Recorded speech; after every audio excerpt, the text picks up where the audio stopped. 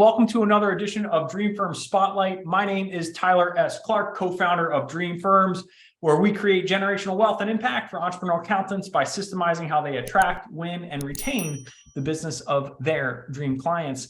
And to help you to do just that, I would like to condense 365 days / several thousand hours of work into my top 10 takeaways from 2022, but I'm also going to give you a bonus takeaway that I just picked up from a coaching call that just ended a few minutes ago with a client that is just an absolutely amazing person who's going through a hard time. So I'd like to share with you an insight particularly related to that one because I got a takeaway that literally I thought was super useful just from this call that just ended. So first takeaway.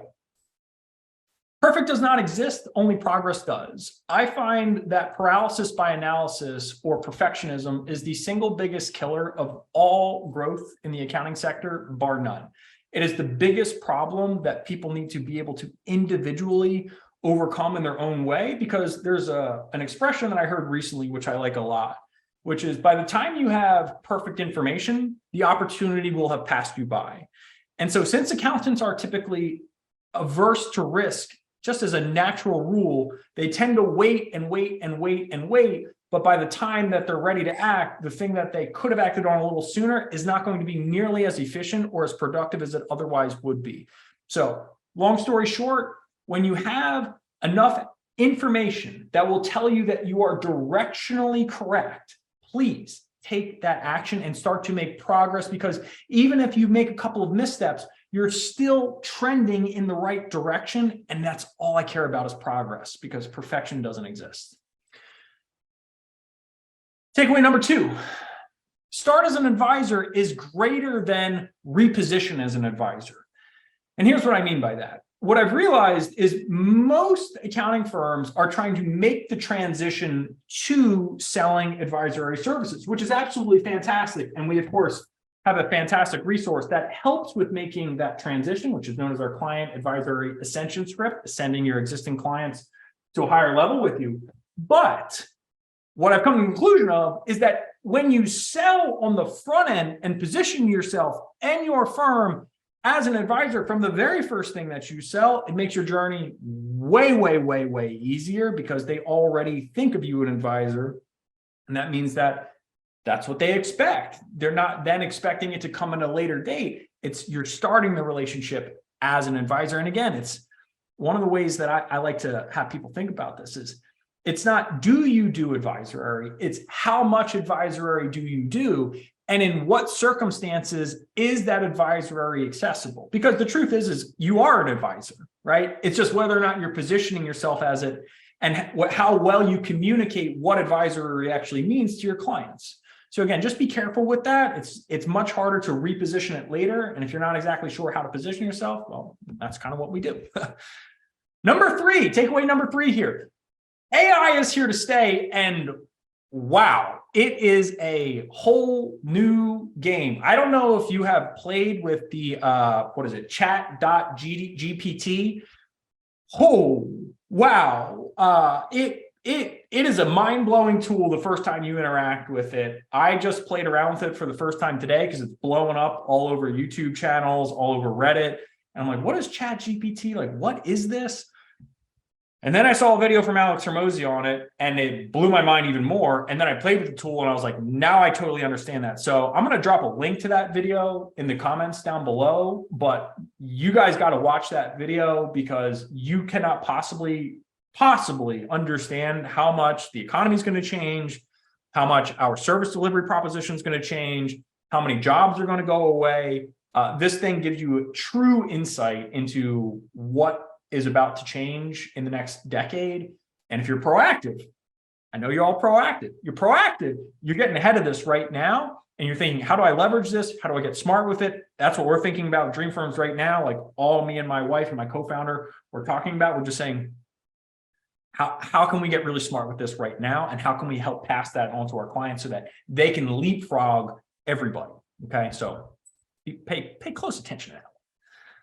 Number 4, if the number doesn't terrify you, don't spend it.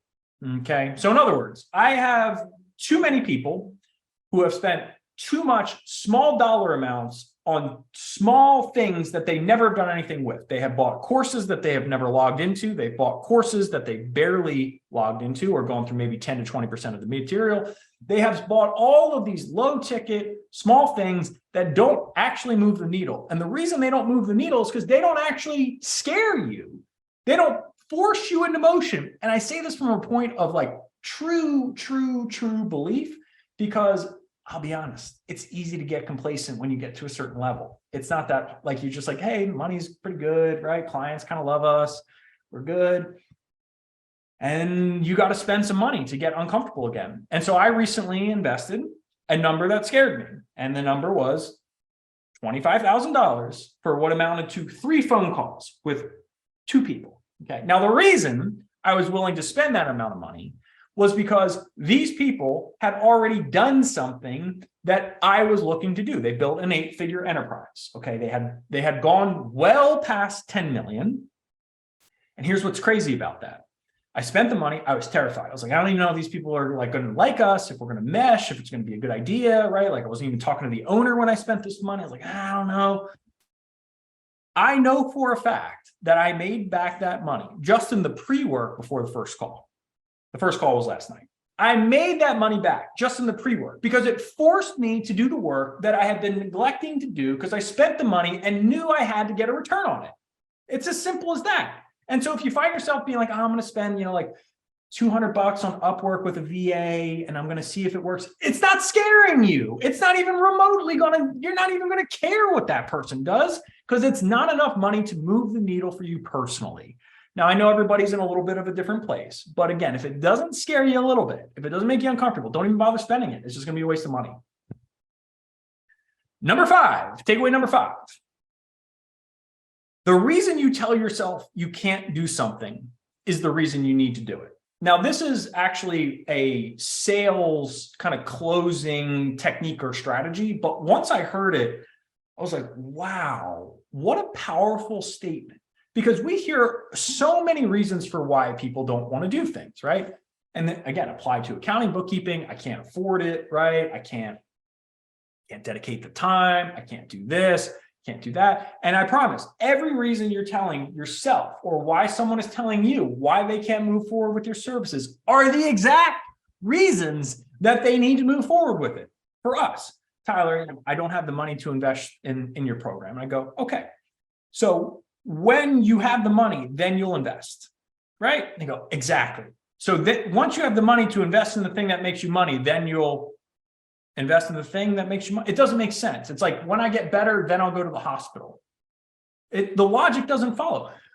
When I have time, then I'll file my taxes. It's like you didn't have time to file your taxes in the last 3 years, and now you're going to all of a sudden have time to do it on your own without my expertise and guide. It just doesn't fundamentally make sense. So please, your prospect is coming to you for guidance. It plays a little bit back to point 2 where it's like start as an advisor.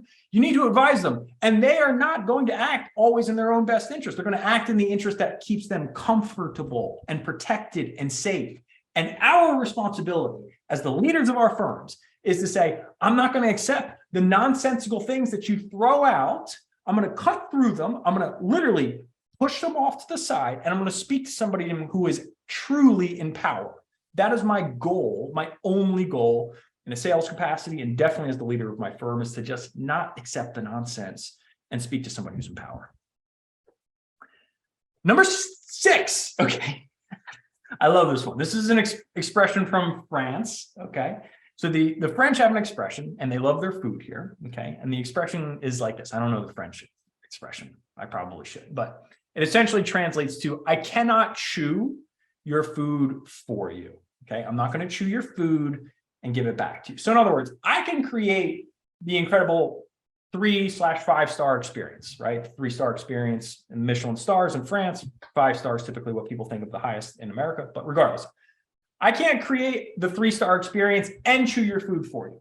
At a certain point, you have to do some of the work. You have to at least be willing to enjoy the process itself by putting in a little bit of work, okay? And to translate this just in plain English, no one is going to save you.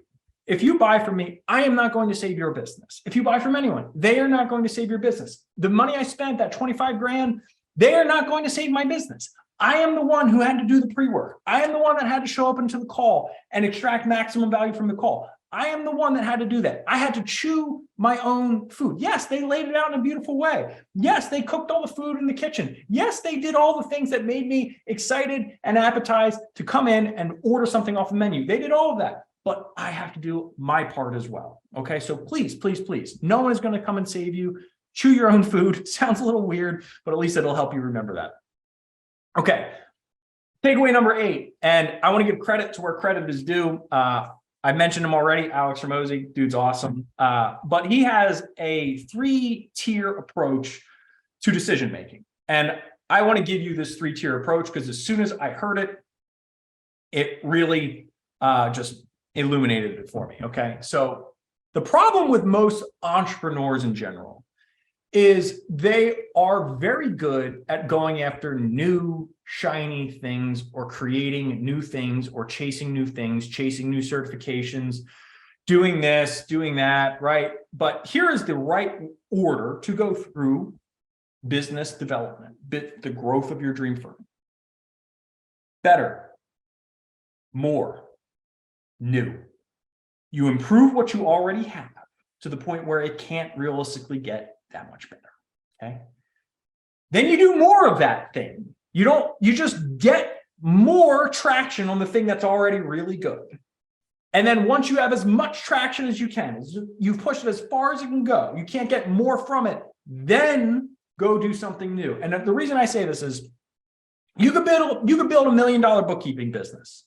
You could build $1 million tax filing business. You could build any business to the 7-figure mark on one service category. But the problem is you get distracted by a shiny object and you go, well, wait a minute. It looks like life is easier with IRS tax resolution. I'm going to go and learn something new. Oh, wait a minute. IRS tax resolution isn't really all that great. It's actually tax planning certifications that I need. So I'm going to go and get something new. Actually, you know what? I realized that my QB cert isn't as high as it could be. I'm going to go and get my new QB cert. And the truth is you could have built $1 million business in the time frame in which you were chasing all of these new things if you had just stayed focused on getting significantly better at marketing, selling, and delivering one of those things. It's a hard truth, but it's a truth. So I'm just gonna say. Okay. Number 8, I think I messed it up. I think this one's actually technically 7. Thank you, Roy. I think I skipped 1. So the more success, the shinier the objects, okay? So if you feel like you're distracted right now and you're doing sub 6 figures or even mid 6 figures, I promise you, it does not get easier the more successful you become. The objects will call to you. It will get harder and harder and harder to focus because 1, you'll have a little bit more capital to play with. You'll have new ideas, right? You'll have new visions of what you want to do, but focus and avoiding the things that are calling to you is the only way to have success. And I have this ad idea. I want to share it with you because I think it's a fun idea. So I bought a domain. I have way too many domains, to be transparent. I don't know anyone who doesn't have too many domains. But one of the domains I bought that I'm going to keep and actually do something with is shiniestobject.com. Right? Everyone knows shiny object syndrome. There's something over here. Oh, it's Facebook ads. Oh, no, it's actually AI chat. Oh, no, it's bookkeeping cert. Oh, no, this, right? So you're just like, oh, you're just bouncing all over. But there's only one object that is the shiniest of them all. Anyone got a guess? Anyone have a guess? What's the shiniest object? No? Okay. The shiniest object of them all is your dream client. It's the only thing that should maintain your attention at all times. Every decision that you make in your life should be dedicated towards how do I serve these people at a higher level? How do I get more of them to be more aware of me? How do I get them to spend more money with me? How do I get them to get better and better and better and better and better and better results? And when you marshal all of your decisions around the shiniest object, your life gets easier. I promise. I promise. Everything gets more profitable. Everything gets more fun. Everything gets more streamlined. Everyone's on the same page. You have less issues overall. So again, just to be totally clear, Number 7, the more success, the shinier the objects, but stay focused on the shiniest object of all, which will always be your dream client, and how do you serve them at the highest level possible. And that's all I care about. So shout out to the entrepreneurial accountants out there who are proactive, because you're my homies. Okay, number 9. Takeaway number 9. To be in the top 1%, you cannot be like the other 99%.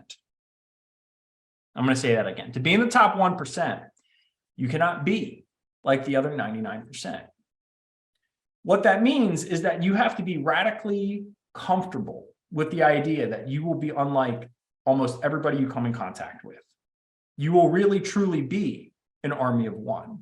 And what's really crazy about that is just choosing to be an entrepreneur really puts you almost in a 1% category. Not quite, but pretty close. But if you want to be in the top 1% of entrepreneurs, you have to be unlike 99% of the entrepreneurs you come in contact with. And I promise, most entrepreneurs you come in contact with, right? Like, they are not going to be that successful because they don't really know how. They haven't made the investments into their knowledge. They're not self-disciplined enough. They haven't made strong strategic decisions, or they just haven't been playing the game long enough, right? They just don't know yet. It's not that they don't mean well. It's not that they won't be successful eventually. They just don't know. And the reason they don't know is they're unwilling to make investments that make them uncomfortable, right? Like, they think they know. They think they can Google their way to the answers. They think that they know it all. But the best entrepreneurs, the 1% of entrepreneurs who crush it, they are constantly thirsty for knowledge. Like, they are always looking to improve their knowledge set at all times. So again, if you're in that mode where you're hungry for knowledge and you're investing, and you're making investments that make you uncomfortable and force you to learn these things, learn the skills, learn the beliefs, learn the character traits, learn the things that actually transform you as a person, well, you're approaching 1% status of entrepreneur. So again, if you feel like you're the oddball out, keep going. Keep going. I promise you, you will live a much better life than all those other people. So I've got number 10, but I do have a secret number 11 bonus of a takeaway. But let me cover number 10. So number 10, my takeaway is, only I can do this is your ego talking. Nothing you do is special. Nothing you do is special. You are special as a person. Don't get me wrong. Nothing you do is special. In other words, there's nothing you do in your firm that is not trainable. There's nothing that you do inside of your business that you cannot pass that skill along to another person to create leverage and elevate yourself out of what you are currently doing. It is your ego talking that is controlling you and trying to keep you where you are. And if you listen to it, and if you ever find yourself saying, only I can do this, 1, I guarantee you're wrong. And 2, I guarantee that you are also intentionally hamstringing how fast your business can grow and develop. There's literally no other way to think about it. It is a completely false belief. Eradicate it as soon as you can. Just catch yourself. Oh, I feel like only I can handle this client's tax return. No, you can't. You just haven't taken the time to pass the knowledge to someone else so that you can free up time for your future self, in which someone else does it. You make money without trading your time for that money, which is the whole principle of entrepreneurship, to make more money in less time. So again, just crush that one. Now, I promised a secret 11th one, and this is a special bonus because I love my clients so much, and they will share things with me that really sadden and break my heart sometimes, because life is hard, right? I know I'm very positive and I'm very upbeat, but the truth is life can be very difficult. And around the holidays, it can be especially difficult. And so, long story short, I had a client that came to me and effectively said, Tyler, I'm going to be having open heart surgery, triple bypass, like the whole 9 yards. And I was, and this might be the last time I speak to this person. That's a very serious surgery. He downplays it and suggests it's routine and makes me feel okay about it. But my point with this is, I said, look, I don't want to add any form of undue pressure or stress during your recovery process. How long is the recovery process? And he said, Tyler, well, it's about a month. And I said, okay, let's do this. Let's pause all of your investments with dream firms for that month, because you're not going to be able to use them, right? I mean, there's no way for you to use them, right? Like you're going to be out of commission. He's like, okay, that's right. So I said, we're going to pause it, right? And he's like, I really appreciate that. That's really nice of you. So he ends up, of course, recovering. We hop onto a call. He says, hey, I'm feeling great. I'm ready to resume. And he said, but I want to share something with you. And he had discussed that, you know, another company's extending this to me. Would you be willing to do the same? And this company, I don't give this company any airtime because I don't think they're going to be around for much longer. At least I don't think they should be. They said no. They said, no, we won't do that. And when he told me that, I couldn't even understand what in the world this company was thinking. All they did was prioritize short-term profitability over a long-term relationship. Are you out of your mind? Are you out of your mind? So needless to say, he's removing them from his investments, right? He's not going to spend money with them anymore. And he's going to invest in more services of what we have to offer. And I say this to you because the bonus takeaway here is, please, it's always people over profits. If you ever select short-term profitability over a relationship with a person, just exit your business right now, because you're not going to be around for much longer. Word will get out, people will talk about you, and you only get one reputation in this life. So treat it accordingly.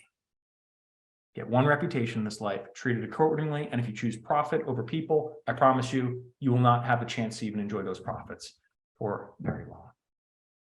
And those are my top 10/11 takeaways, with the one bonus that came up from a call a little bit earlier today. But again, I just wanted to say thank you so much for your time. You guys are absolutely amazing. If you got awesome takeaways from your year that you would like to share in the comment section down below, please do so, because I'm always looking to learn. I hope you are also always looking to learn as well. My name is Tyler S. Clark. Have a fantastic start to 2023. And please remember that only you can create your dream firm, but we are here to help you every single step of the way. Have a fantastic rest of your workday, everyone, and I will see you all very, very soon.